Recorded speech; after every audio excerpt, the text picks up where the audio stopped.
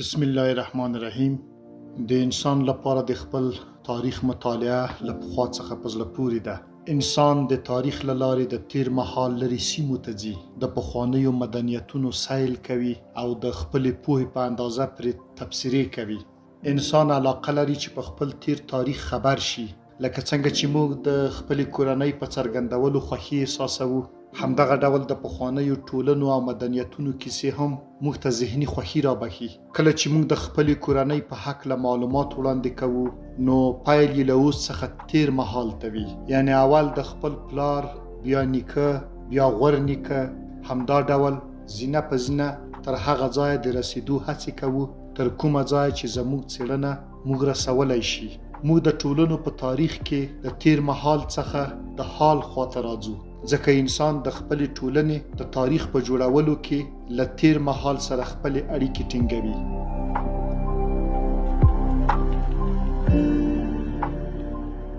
د انسان ذهن د تیر مهال په ښایسته یادونو کې ورکیږي. ذهن یې د تیرو وختونو انځور د اوس په مقابل کې ډیر ښایسته، رنګین او زړه راښکونکی ویني.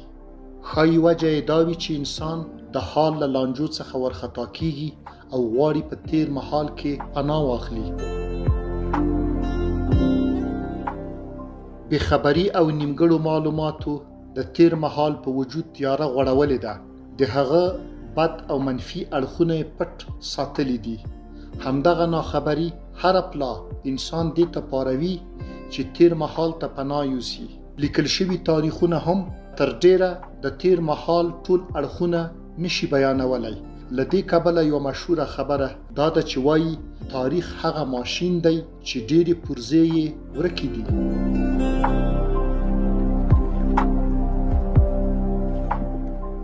د تاریخ تر مطالعې وروسته دوه ډوله احساسات پاریږي، یو د هیلې او بل د ناهیلۍ.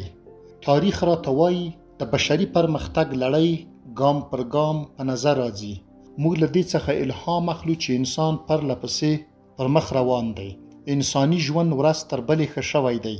په اسانتیاوو او د ژوند وسایلو کې بدلون او پرمخیون راغلی دی. په بشري ذهن او شعور کې پرله پسې زیاتوب را روان دی. نه حلیدونکې لانجې هواریږي او پټه نړۍ په ښکاره نړۍ اوړي. له بلې خوا ګورو چې موږ لا هم د تاریخ په کږلېچونو کې ورک یو. کله چې موږ په تاریخ کې بې انصافیو او نادودو ته ګورو، نو داسې ښکاري چې تل ظالمان، دیکتاتوران او درواغجن بریالي وو او هر ځل سخت کینهګر، چلبازان او دوکمار فاتحین او سرلوړي وو.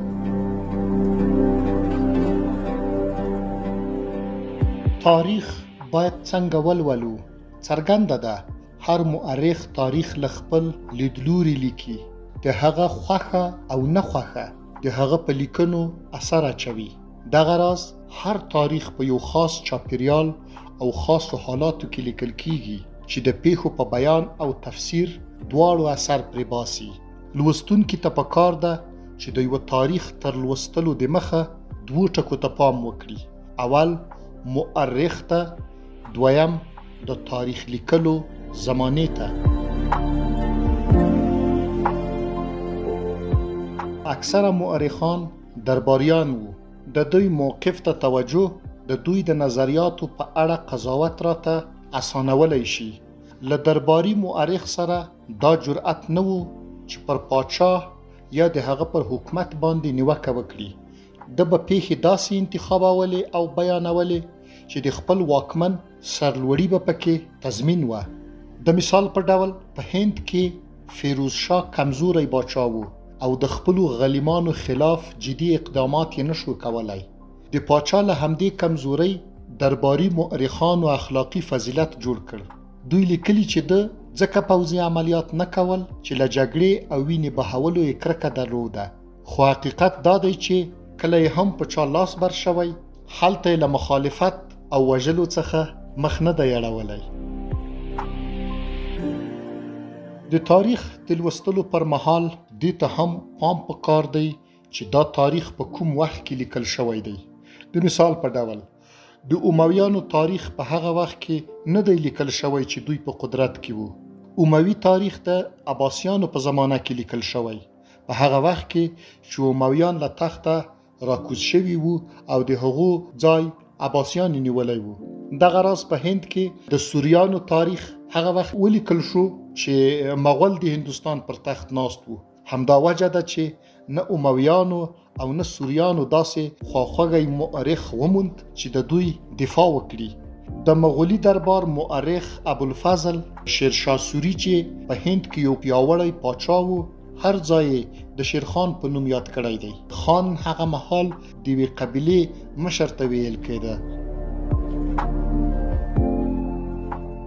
د لاسبرو او فاتحو کورنیو مؤرخانو مات شوي واکمنان یا غندلي او یا یې په هیڅ کې حساب کړي دي. د مغولو د دربار مؤرخانو د خپلو بادارانو د حکومت د مشروع ښودلو لپاره ابراهیم لودي چې په پانیپت کې ماتې وخوړه یو کمزوری او نالایقه واکمن انځور کړی دی.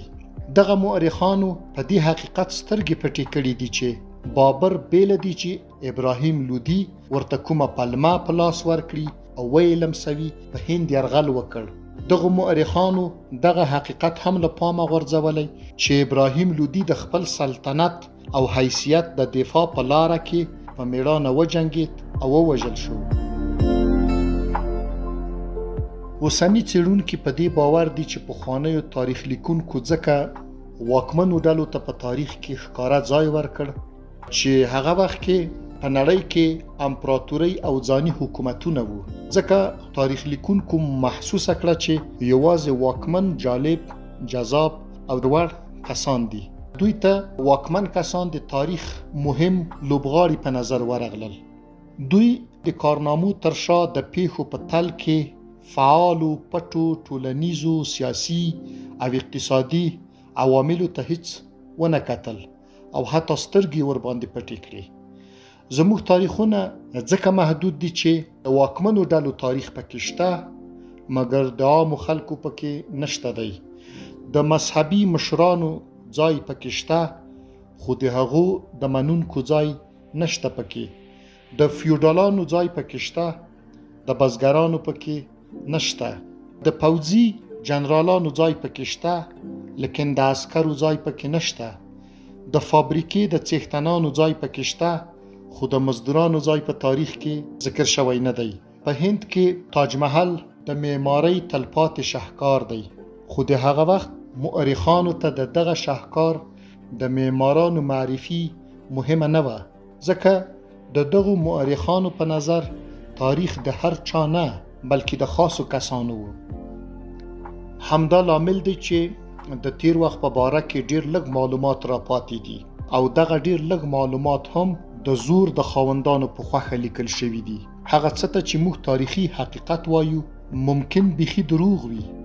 امیر تیمور به هر ماښام تاریخ لیکونکي دربار ته وربلل او ورنه غوښتل به یې چې څه یې لیکلي دي هغه ورته ولولي. که دغه مورخان ډیر زړور کسان هم وای نو دوی به څه لیکل؟ د تاریخ په ګڼو لیکنو کې یو بل عیب دا ښودل شوی چې ډیر کله تیره زمانه پکې ډیره آیډیاله او رومانتیکه معرفي کیږي. د خپل وخت له مشکلاتو ستومانه انسان معمولا په یوې پناه پسې ځي او چې د تاریخ لیکوال ورته ماضي ښکلي انځور کړي دی ورنه سخت خوند اخلي. د دې احساس خطرناکه نتیجه دا شي چې کله کله انسان په رښتیا هم مټې راونغاړي او هڅه کوي چې ماضي په ټوله معنا بیا را ژوندی کړي.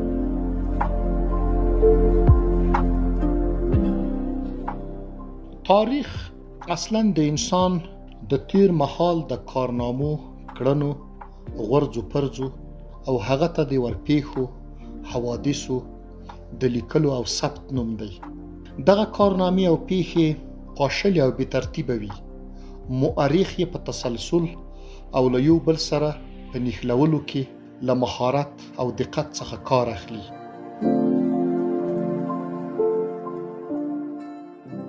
موږ په تاریخ کې د هغو پیښو د لوستلو عادت لرو چې تلوسه او ډرامه رامنځته کوي. موږ د تاریخ په کتابونو کې د خونړیو جګړو، اتلولیو، جرایمو او د عیاشیو پیښې په غور سره مطالعه کوو. له دې کبله تاریخ پوهانو تل جګړو، وچکالیو او بحراني پیښو ته د تاریخ جوړونکو پیښو خطاب کړی دی او ارزښت یې ورزیات کړی دی. دا سمه ده چې جګړې، انقلابونه، پټې توطیې او بغاوتونه چې کومې اغیزې رازیږوي هغه هر څوک احساسوي، خو ځینې تاریخ لیکونکي له هغو پیښو او حقایقو څخه سترګې پټوي یا د هغو ارزښت کموي چې ټولنه یې په خاموشۍ سره اغیزمنه کړې ده. پیښې د سترګو په رپ کې نه پیښیږي، وخت په کلونو د هغو پالنه کوي او بیا یې څرګندوي. د ناببره پیښو د څېړلو لپاره مهمه دا ده چې تر شا یې خوځنده عواملو ته پام وشي څو حقیقت ته رسیدا ممکنه شي.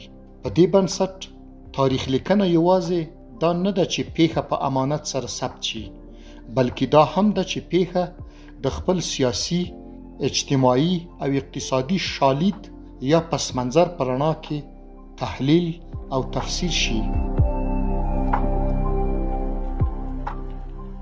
په تاریخ لیکنه کې باید حقایق په پام کې ونیول شي او هڅه پکار ده چې تاریخ وران نه کړل شي، د خپلې خوښې تابع ونه ګرځول شي، او که چیرې تاریخ د خپلې خوښې پر بنسټ ولیکل شي قلم خطاوځي، بلې خواته مخه کوي او په نتیجه کې تېروتنې بیا راغبرګېږي.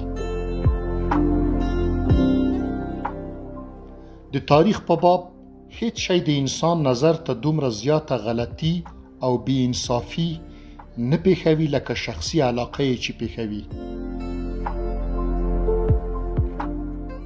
تاریخ یوازې هغه مهال د ټولنې د پوهې او شعور کچه لوړوي چې اوسنیو حالاتو ته په پام سره ولیکل شي او د ماضي په رڼا کې د اوس وخت مشکلات راوپېژني.